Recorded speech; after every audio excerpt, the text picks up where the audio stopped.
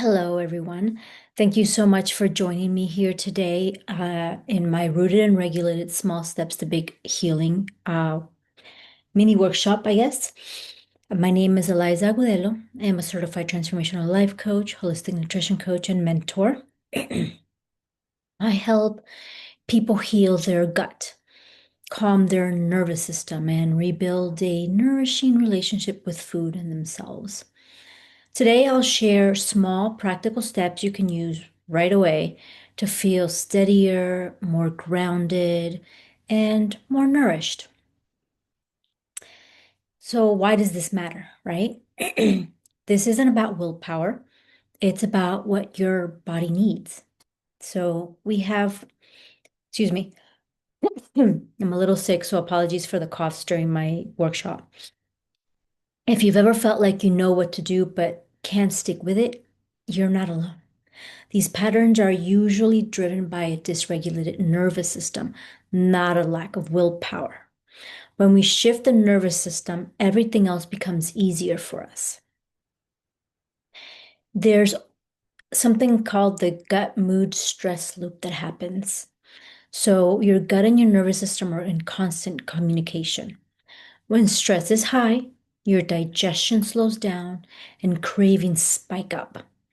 That creates inflammation in our body and mood shifts, which then push us towards reactive eating. So, understanding this loop is one of the first steps that we can take to change it, right?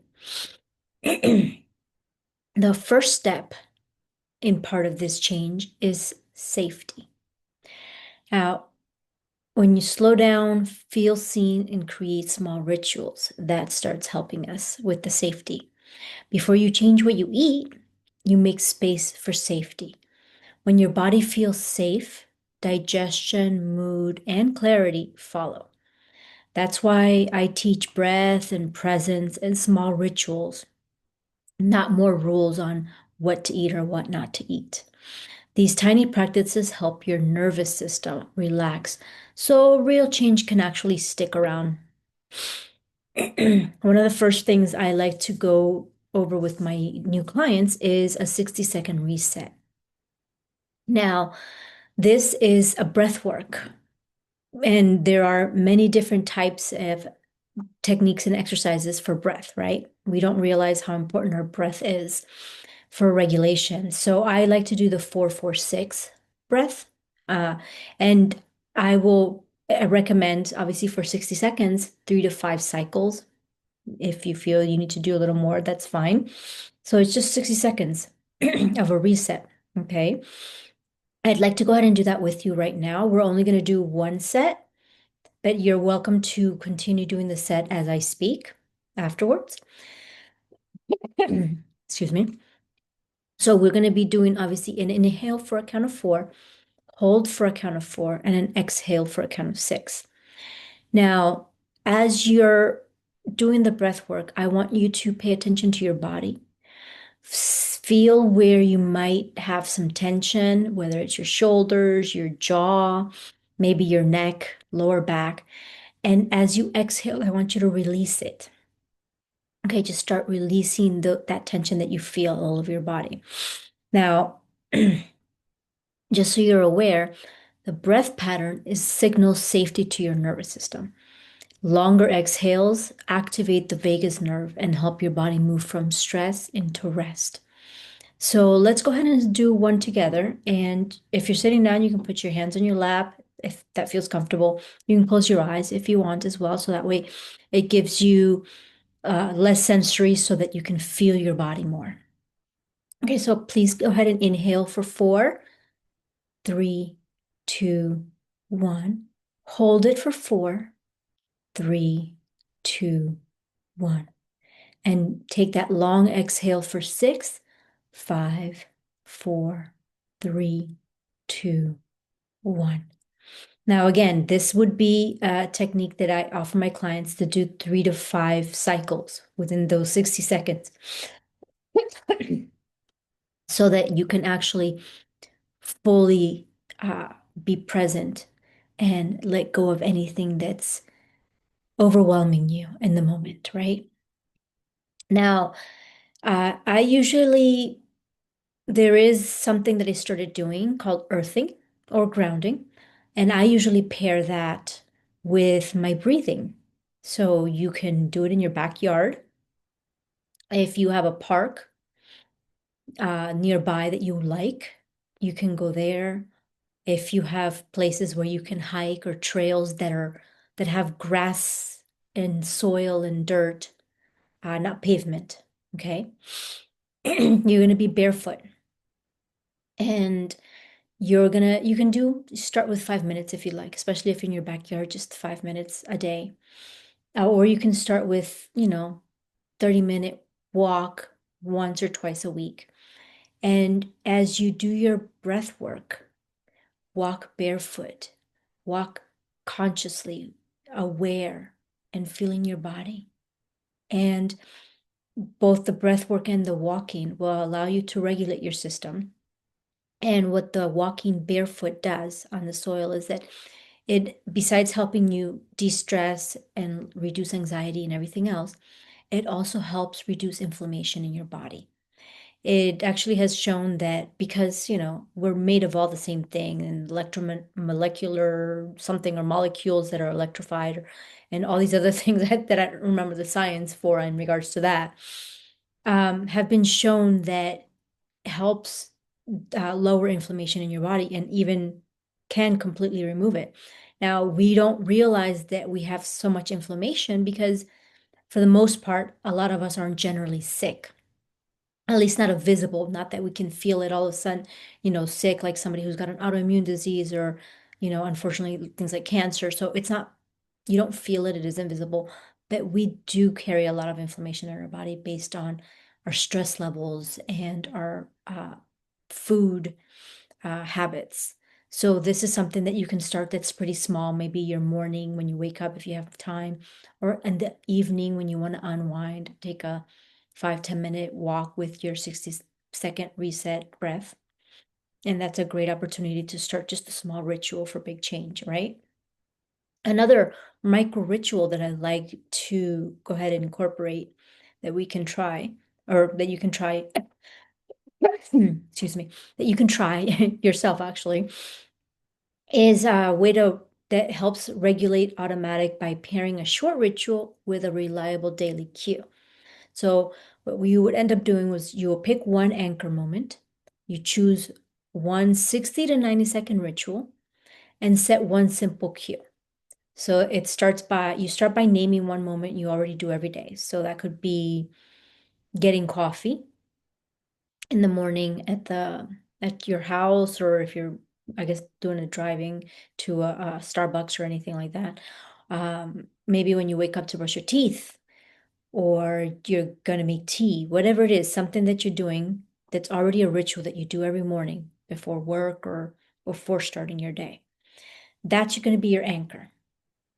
Next, you're gonna choose a single short ritual you can do in 60 to 90 seconds. That could be the 60-second reset breath. It could be 30 seconds of grounding, which is make sure that when you're grounding yourself, you're naming you're naming three senses, right? Or a quick micro movement sequence.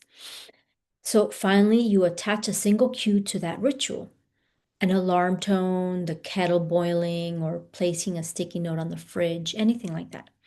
The power is in repetition.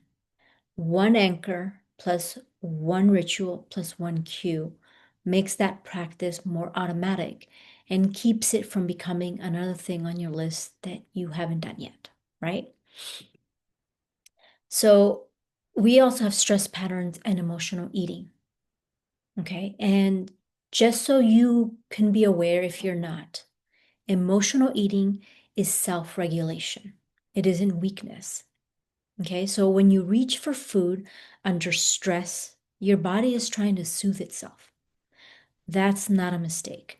It's a survival strategy. Our job now is to learn what the craving is trying to tell us and offer a kinder response, right? So now that we know what it is, there's something called the craving compass that we can do. It's a pause, name, and respond. So you use these three-step tools when a craving hits. You pause. Thank goodness I paused, right? Name what you're feeling and respond with intention. Sometimes the right response is food, and that's okay. Sometimes it's breath or rest or connection. Curiosity will interrupt that automatic cycle, and that's what we want, right? So we create more awareness.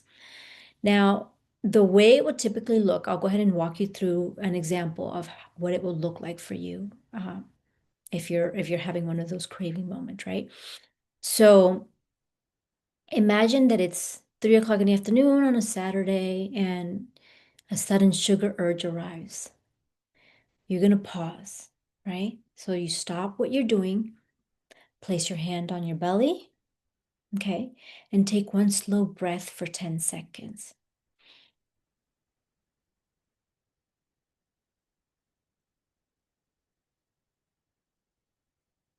right? Then you're gonna name it. Say quietly to yourself, for example, this feels like tiredness and stress. And then you're going to respond. Choose one clear action. For example, to take 2 sips of water and then do the 60-second reset breath. Or maybe eat a small protein rich snack if you are actually hungry, right? But notice what shifts in the body after that single step. The goal is not perfection, it's to create a small space where a different choice becomes possible for you. Okay. And again, small nourishment shifts make a big difference. So I want you to go ahead and do 3 tiny changes that matter for you, which will be eat within 1 or 2 hours of waking, pair protein, fiber, and fat together when you eat, and then just slow your first 3 bites. Now, these small habits stabilize blood sugar levels, reduce cravings, and support digestion. They're not dramatic, they're doable. Consistency with tiny actions is how big changes actually happen for us. Now, let me give you a little bit of a breakdown on why these 3 small steps are actually big for healing. Well, eating early in the day aligns food intake with your circadian rhythm, and it can help stabilize blood glucose levels, and energy regulation. For many people, a timely first meal reduces extreme hunger later. So you're not overeating when your system's kind of slowing down, right? And lowers that chance of impulse stress-driven choices. When they tell you don't ever go to the grocery store when you're hungry, sort of the same thing, right? Experts note benefits when protein and calories are consumed within the first 1 to 2 hours for improved appetite control. I know there is also intermittent fasting, right? Which can work for a lot of people. Again, these are all things that we need to feel what works for us. And I know a lot of people do intermittent fasting. I've done it myself, and it works when it works. But I'm not regimented about it, right? And that's the idea. We don't need to be regimented about it as long as what's continuous is the balance and the nutrition and the knowing your body, right? Then if you pair protein, fiber, and fat, combining those macronutrients slows gastric emptying and blunts post-meal glucose spikes and also increases your satiety hormones. That steadier after meal state reduces cravings and supports mood and cognitive clarity. Remember, we all got that fog, like afternoon and evening fog after whatever we've eaten, right? We don't want to do anything. And that's because your body isn't cycling through rapid blood sugar highs and lows, so we've got a little bit more of that energy to last us all day. And then slowing your first 3 bites. That gives your nervous system and digestive tract time to register safety and sensory signals like taste of your food. Always good to taste your food. Is it yummy? The texture, the temperature of your food. So, slower initial eating improves meal sequencing effects on digestion, satiety signaling, helping you notice fullness cues earlier, and preventing overeating driven by automatic stress-based habits. And, it's sort of like you have to find a balance for you, obviously. And when you slow down your chewing, they always tell you, oh, chew your food like, I don't know, I think they say 20 times or 15. Um, Obviously, try more than five before you swallow, right? But I think you should feel it out to see, okay, I think I've savored my food long enough. It's done its thing. And so 10, 15, 20, whatever feels right for you in that. But again, more than five before you start swallowing. Uh, so a quick practice that you can do is you can combine your breath and your bite as well. Okay. So just try this the next time you're going to eat. Take the reset breath before you eat, right?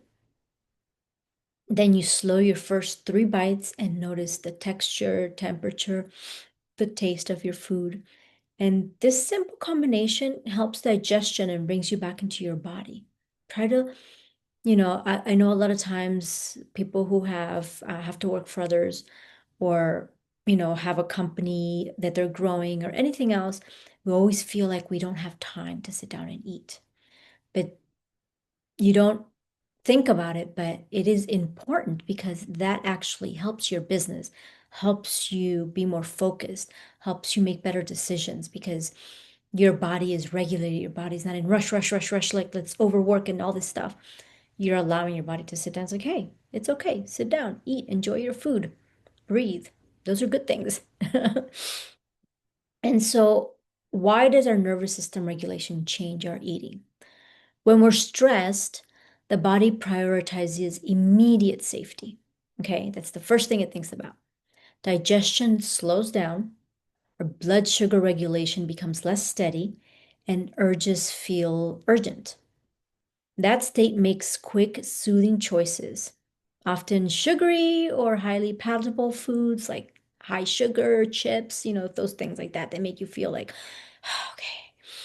And so you feel like that's the only option. So shifting your nervous system tone doesn't remove hunger. It changes the background noise. So signals from the gut and the brain are easier to read. In calmer states, you'll notice cravings are less urgent.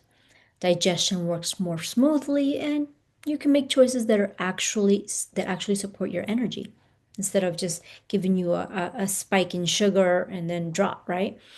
So that's why the breath and micro rituals you've learned aren't just calming, they change the conditions that drive reactive eating. We don't want to be reactive to eating, right? So, what becomes possible once we start doing these small rituals? When you start here with safety, breath, and small food shifts, you'll notice mood stabilization, fewer reactive urges, and just more energy overall. And healing becomes less about willpower and more about alignment with what feels right for you. So, excuse me, there are sometimes, most people will hit predictable snags, right? If a ritual gets missed, link it to something you already do. The pot, or like the coffee maker or the kettle, the first email you send out, or brushing your teeth. If stress feels overwhelming, shorten the practice so it's doable in the moment. And if you're unsure whether you're truly hungry, take 2 sips of water and notice the urge again.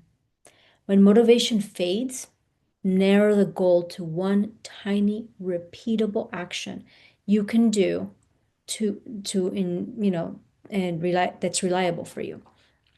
These small fixes keep momentum without adding any pressure. And we all have roadblocks. No one ever just goes and everything's perfect, smooth, nonstop. We all have roadblocks for one reason or another. It's overstress in our work, overstress at home, children, husband, wife, partner, whatever it is. It can, take away from what we were, on what path we were on for that. We can always align ourselves again. There's also simple signals that you can track progress. So healing shows up in small signals, not big dramatic things overnight, right? We know that.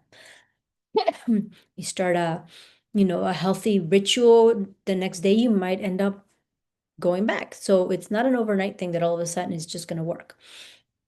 So you want to notice whether your energy is steadier in the afternoon after you started these, whether cravings feel less urgent, whether digestion is calmer, and whether you feel a little bit more clarity and calm in your day to day, right? You pick one signal to watch this week, for instance, and note it once a day. Just pay attention to it once a day, see how you're feeling. Maybe when you notice your drop on a regular, now that you start these newer rituals, at the same time that you were noticing your drop, why don't you try to, pay attention to the signals during that time and see where you're at. And so a quick check helps you see progress and adjust what you're doing without overcomplicating things. Because again, these are to start. Everybody doesn't fit every single little box. So these are things that you can start with, and you're more than welcome to adjust up or down whatever you need to accommodate where you're at and where you're starting, and to make sure that you are feeling the way you want to feel. So for everyone, I created a rooted and regulated mini starter kit for you. I will send it to you via email actually. Once you set up a 30-minute call with me. This call is short and practical. It helps me understand what you need so I can also show you exactly how to use these tools that I've put together for you and for better results, right? So it's based on where you're at. I want to cater the packet specifically for how you want to view, how you want to benefit more from it individually. Because at the end of the day, the packet is a general that can work for anybody. But once we get to talk and know where you're at, there can be adjustments that we can discuss where you feel more supported through the packet. So I will share the links of where you can go ahead and set up a call with me. Once we've set up the call and talked about everything that needs to be talked about so that you can understand the packet and how it best serves you, I'll email you the packet. And you're also more than welcome to reach out to me via email again. Set up a call if you are interested in getting more support for your holistic nutrition lifestyle change or upgrade, or whatever it is that's needed. I also do transformational coaching if that's something that interests you. And I'd love to be in that journey with you if you're inviting me to do so. And I'd like to thank all of you for honestly taking the time to listen to this small presentation. And if you are not doing so already, I hope you can start applying some of these tools in your life. And remember, small actions create the big changes. We have to be patient with ourselves and give ourselves some grace like we do others. I hope you have a beautiful year, and I look forward to speaking with all of you soon, hopefully. Thank you so much, and have a beautiful day.